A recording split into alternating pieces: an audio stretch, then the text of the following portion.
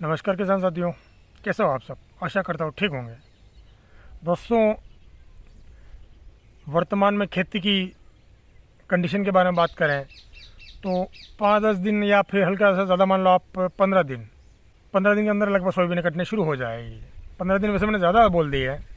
10 दिन में 12 दिन में सोयाबीन कटनी शुरू हो जाएगी। दोस्तों, आने वाली फसल भी अपने को बोनी है और ये जो भी सोयाबीन की फसल पक्की है अपनी, इसमें कुछ समस्याएं ऐसे सामने आई ना जिनका हम चाहते हुए भी सामना नहीं कर पाए और उस वजह से सोयाबीन का उत्पादन भी कम होगा। तो दोस्तों, सोयाबीन के अंदर इस साल सबसे ज़्यादा बड़ी समस्या देखने को मिली अपने को कि वाइट फ्लाई की। दोस्तों, मैंने भी अभी तक सोयाबीन के अंदर इतनी संख्या में वाइट फ्लाई कभी नहीं देखी जितनी इस साल देखी गई। बहुत ही ज़्यादा अटैक, बहुत ही ज़्यादा प्रभाव सोयाबीन के अंदर सफ़ेद मक्खी का देखा गया है।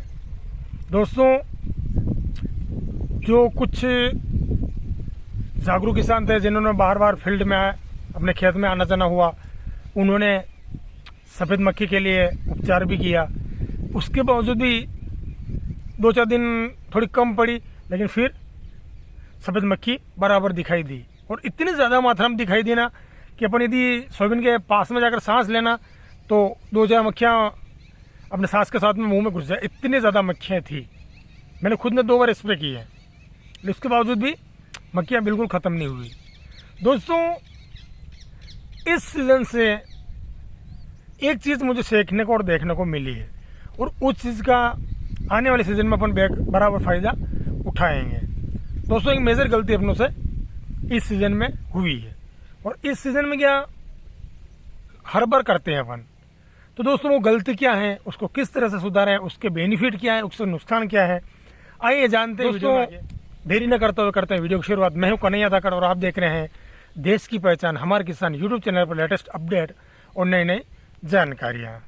दोस्तों, अक्सर ऐसा देखा गया है कि अपन किसी फसल में हुआ, चाहे आप सोयाबीन ले लीजिए या फिर जो सब्जी वर्गीय फसलें हैं उनमें देख लीजिए, दूसरी किसी फसलों में देख लीजिए, अपन हर बीमारी के लिए उनको स्प्रे करते हैं, जिसमें अपन कीटनाशक भी लेते हैं, फंगीसाइड भी लेते हैं और जो चिलेटेड फॉर्म में फर्टिलाइज़र होते हैं NPK वगैरह जितने भी ग्रेड हैं, चाहे 01, 34, 19 या अदरवाइज जो भी ग्रेड है, ठीक है। अपना मेन विषय वो नहीं है कि कौन से ग्रेड है, अपना विषय कुछ दूसरा, इसलिए ज़्यादा बार उस विषय में ज़्यादा चर्चा न करते हुए अपन सीधे मुद्दे पर आते हैं। तो अपन कीटनाशक लेते हैं, फंगीसाइड लेते हैं या फिर NPK कोई से ग्रेड डालते हैं या फिर ऐसा कोई भी माइक्रो न्यूट्रिएंट अपन अंदर डाल के मिक्स करके स्प्रे कर लेते हैं।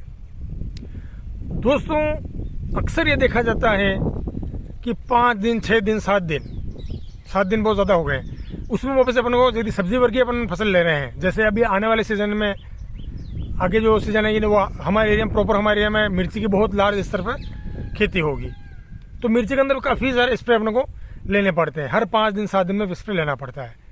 दोस्तों, अभी भी जो सोयाबीन की फसल थी उसमें भी अपन ने स्प्रे किए हैं, उसके बावजूद भी सफ़ेद मक्खी पे कंट्रोल नहीं हो पाया और उसकी वजह से फसल लगभग बिगड़ गई है। बहुत सारे किसान भाई को 50 किलो भी यदि बीघे की सोयाबीन हो जाए ना तो बड़ी बात है, मतलब कटाई भी उसकी महंगी पड़ने वाली है। ऐसी कंडीशन सोयाबीन की हो चुकी है, सोयाबीन लगभग पूरी ख़राब हो गई। कारण ये रहा कि बारिश एक अलग चीज़ है, मानसून साथ दे रहा नहीं दे रहा वो एक अलग चीज़ होगी, लेकिन मेन रीज़न ख़राब होने का यही रहा कि वाइट फ्लाई ज़्यादा देखी।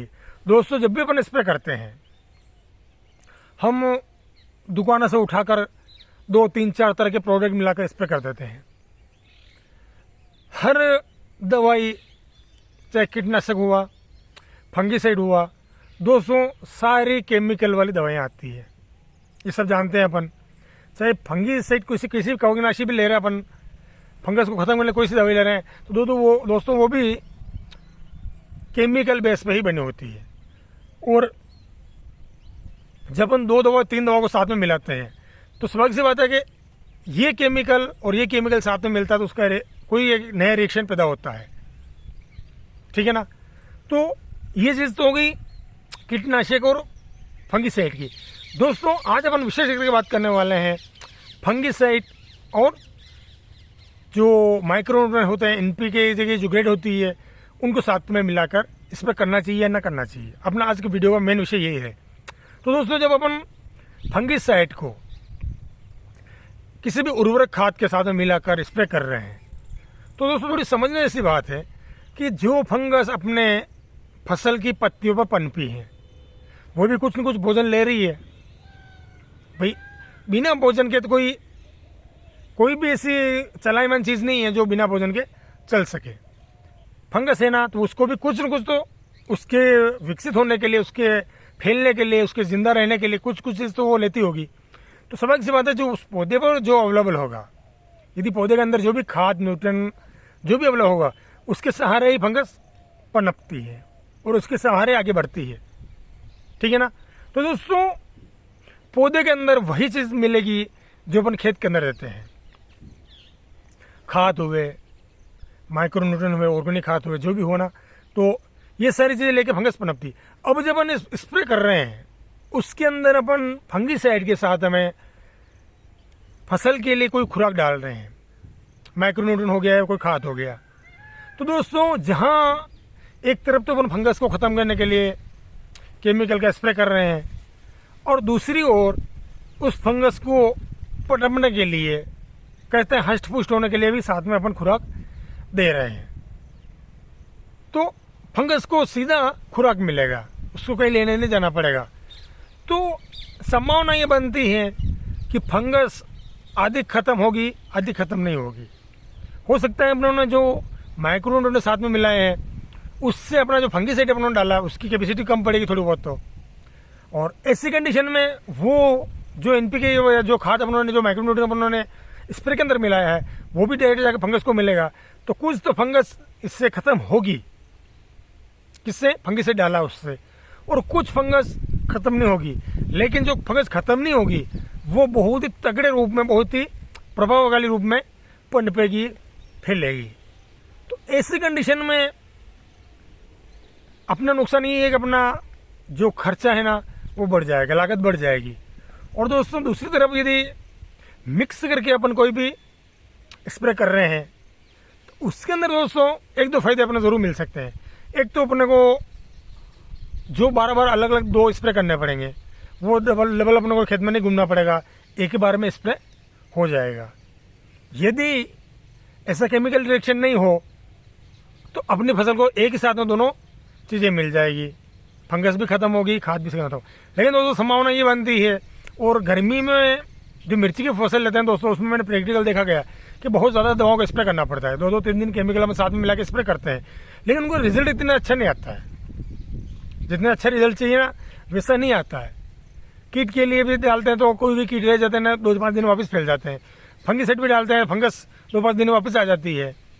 तो दोस्तों इन चीज़ों को देखते हुए, और अभी वर्तमान में सोयाबीन के अंदर जो स्प्रे किए हैं, उनके रिजल्ट नहीं मिलने से मैं ऐसे निष्कर्ष पर पहुंचा हूं कि अपन स्प्रे करने में कोई गलती कर रहे हैं। अपन 2-2 3-3 चीज़ें साथ में मिलाकर स्प्रे कर रहे हैं ना, इस कारण से अपना स्प्रे का रिजल्ट नहीं बैठ रहा है। और दोस्तों यकीन मानिए, अब की बार मिर्ची की फसल में मैं इसी पद्धति से स्प्रे करूंगा कि एक स्प्रे अलग अलग दिन में करूंगा, एक दिन छोड़ के एक दिन स्प्रे करना है। मानो आज मैंने कीटनाशक का देख लिया, कीट पड़ रहे हैं, कीटनाशक का स्प्रे कर लिया, तो कल नहीं परसों के दिन वापस में फंगिसाइड का स्प्रे करना, उसके 2 दिन बाद में वापस अपना माइक्रो न्यूट्रिएंट, एनपीके जो भी अपना खाद देने हैं, उसका स्प्रे करने वाला हूँ। दोस्तों खाद यदि स्प्रे अपन स्प्रे से दे रहे हैं, उसका यदि नहीं देना चाहते हैं स्प्रे से, तो उसके लिए अपन ज़मीन में पर्याप्त रूप से पहले दे देंगे ना, तो फसल को इतनी उसकी ज़रूरत नहीं पड़ेगी। तो एक तोड़ अपन ऐसे भी निकाल सकते हैं कि अपने ज़मीन के अंदर यदि पूरी खाद की मात्रा पहले दे दी है, ठीक है ना, तो शायद फसल को बाद में ज़रूरत नहीं पड़ेगी, तो उन्हें स्प्रे नहीं करना पड़ेगा। तो अपना वो जो मिक्स करके स्प्रे देना ना, वो नहीं देना पड़ेगा, तो अपने रिजल्ट वैसे भी अच्छे आने। और मैं अब की बार इसी पद्धति से स्प्रे करूँगा और देखूँगा कि क्या होता है। जहाँ तक मुझे लगता है कि इसके रिजल्ट काफ़ी अच्छे आने वाले हैं।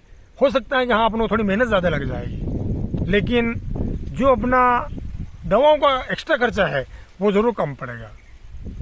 ठीक है दोस्तों, तो आशा करता हूँ इस वीडियो में कुछ मैंने जो समझाने की कोशिश की है आपको समझ आएगी और जानकारी हेल्पफुल लगी हो। तो एक बार थोड़ा अपना एक प्लॉट में आजमा के देखिएगा।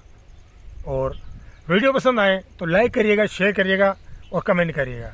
जो दोस्त चैनल पर पहली बार है वो चैनल को सब्सक्राइब करना ना भूलिएगा। मिलते हैं किसी अगले वीडियो में एक नई जानकारी के साथ में। दोस्तों तब तक के लिए जय हिंद, जय भारत, जय जवान, जय किसान।